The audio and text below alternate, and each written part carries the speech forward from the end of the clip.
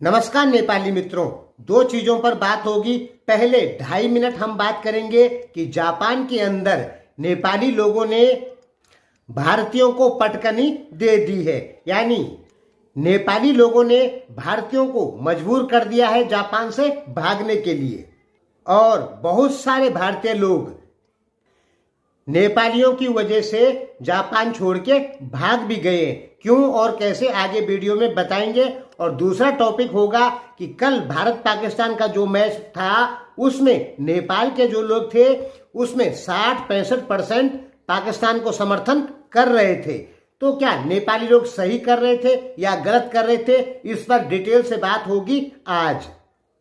Japan में इस समय 5700 से ज्यादा नेपाली रेस्टोरेंट खुल चुके हैं और ये रेस्टोरेंट क्या कर रहे हैं कि भारतीय रेस्टोरेंटों को वहां से भगा दे रहे हैं। ये नहीं भगा रहे, हो क्या रहा है कि नेपाली लोग खोल रहे हैं तो भारतीयों के रेस्टोरेंट वहां पे बंद हो जा रहे हैं। और बहुत सारे भारतीय जिन्होंने वहां पे रेस्टोरेंट खोले थे उनके रेस्टोरेंट बंद हो गए और वो जापान से अपना बोरा बिस्तरा समेट के भारत वापस आ गए। पहले देखेंगे आप 5-7 साल पहले तो भारतीय रेस्टोरेंटों वहां पे खूब चलते थे, लेकिन धीरे धीरे नेपाली लोग वहां पढ़ने भी गए और पढ़ने के साथ साथ उन्होंने रेस्टोरेंट खोले, व्यापार भी किया। कुछ व्यापार करने के मकसद से गए और उनके रेस्टोरेंट इंडियन की अपेक्षा ज्यादा अच्छे चलने लगे और इतने अच्छे चलने लगे कि इंडियन लोग भी इंडियन रेस्टोरेंट में न जाकर नेपाली रेस्टोरेंट में जाने लग गए हैं। और नेपाली रेस्टोरेंटों ने जो अपने नाम रखे हैं वो इस प्रकार है, कुछ बता रहे हैं थोड़ा बहुत आपको। हाट चिल्ली, सोलमारी, नांगलो, रमोमो, थकाली, भांसाघर, रातो भाले, कांडे, नेपाली चूल्हो, रातो माटी, बाजेकू सेकवा, नमस्ते, आंगन, यानी हिंदी से मिलते जुलते हुए शब्द हैं। सोचने वाली बात है कि एक छोटा सा देश नेपाल जापान में 5700 रेस्टोरेंट खोल दिया। और नेपाल और भारत का खाना एक ही होता है लगभग, दाल चावल रोटी सब्जी। मेरे कहने का मतलब है एक ही प्रकार का खाना होता है नेपाल का और भारत का। इस वजह से भारतीय जो लोग भी हैं वो भी इंडियन रेस्टोरेंट को छोड़ के नेपाली रेस्टोरेंट में जा रहे हैं और इंडियन के रेस्टोरेंट यहाँ पर बंद हो रहे हैं। देखिए, आपको पता होना चाहिए कि इंडिया में 45% मांसाहारी लोग हैं और नेपाल में 80% से ज्यादा लोग मीट खाते हैं। तो नेपाल के लोग जो मीट बनाते हैं वो अच्छा बनाते हैं, ऐसा मैंने सुना है। इसके कारण इंडियन लोग भी नेपाली रेस्टोरेंटों में जाने लग गए हैं और इंडिया के रेस्टोरेंट बंद हो रहे हैं।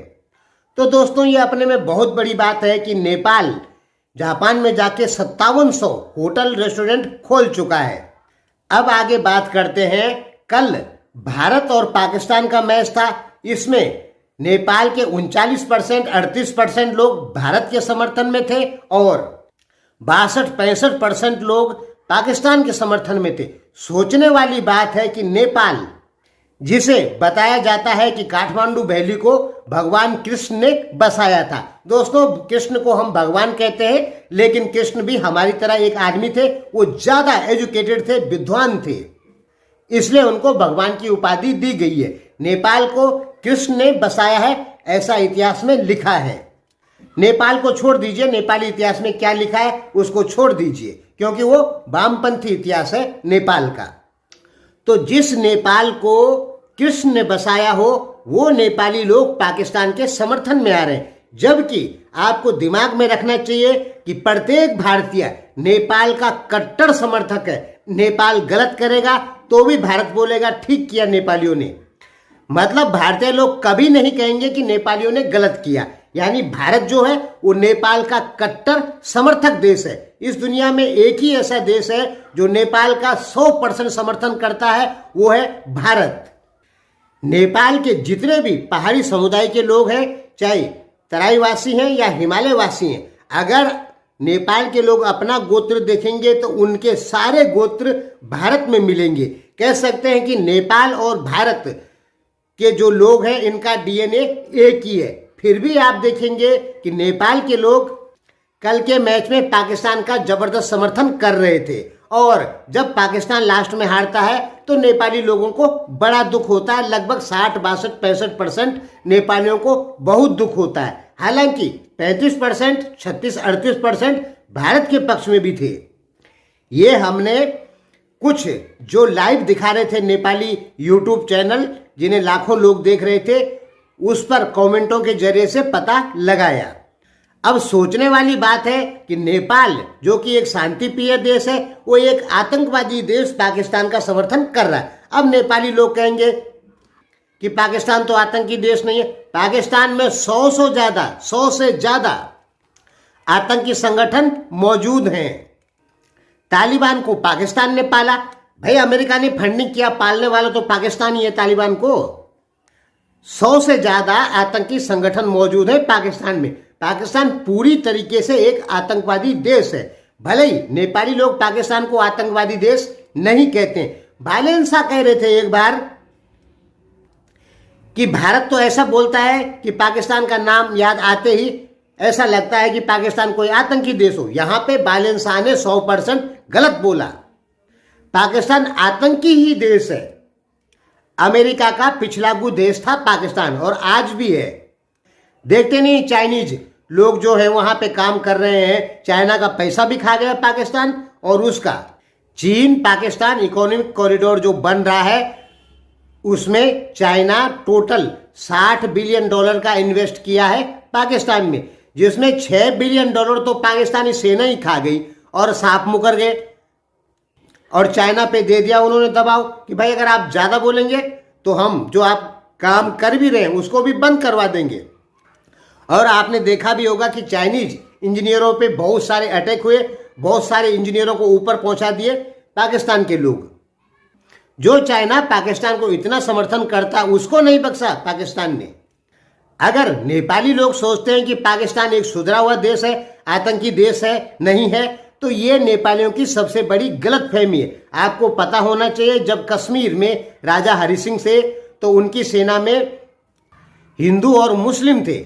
हिंदुओं में कौन थे? गोरखा थे, क्योंकि गोरखा को सबसे पहले भर्ती किया था महाराजा रणजीत सिंह ने अपनी सेना में।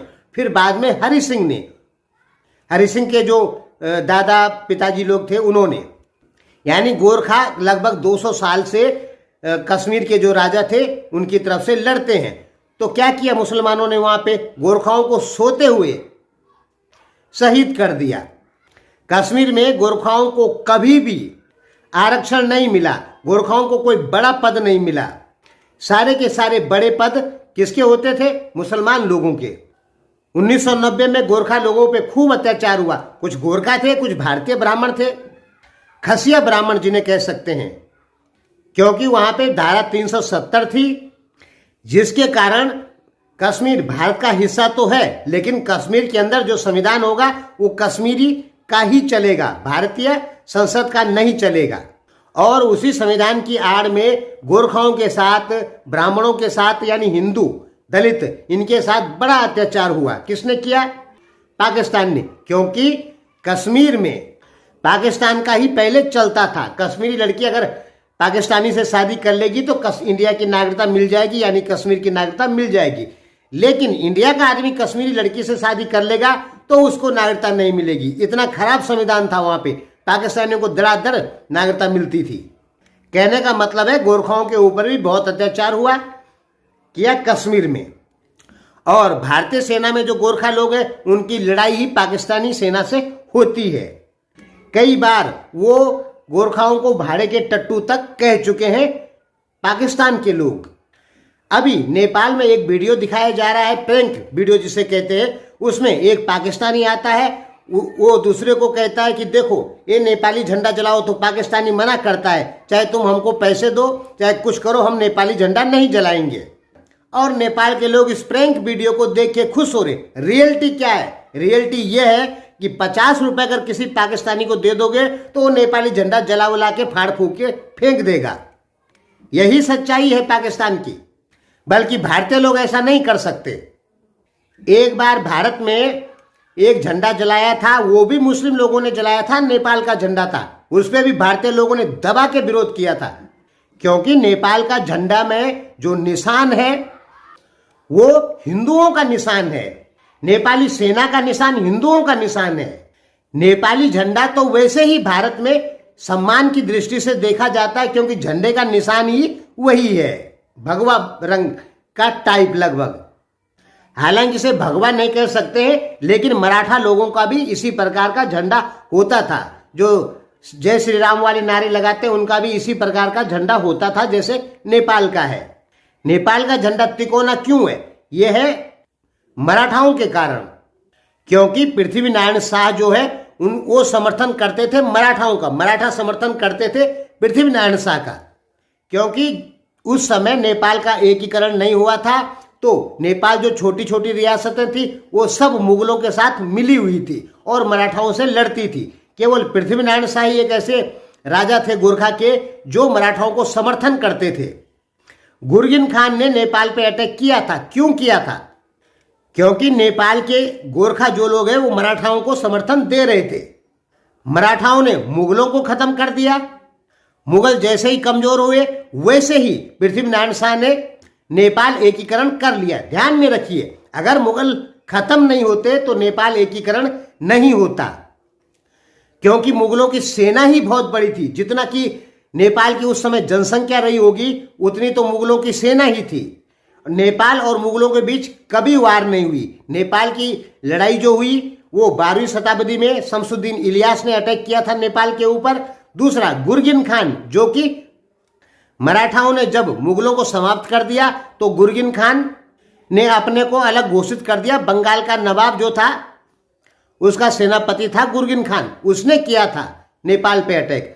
मुगलों के साथ नेपाल की लड़ाई कभी नहीं हुई, क्योंकि नेपाल की जो छोटी रियासतें थी वो सारा मुगलों को समर्थन करती थी।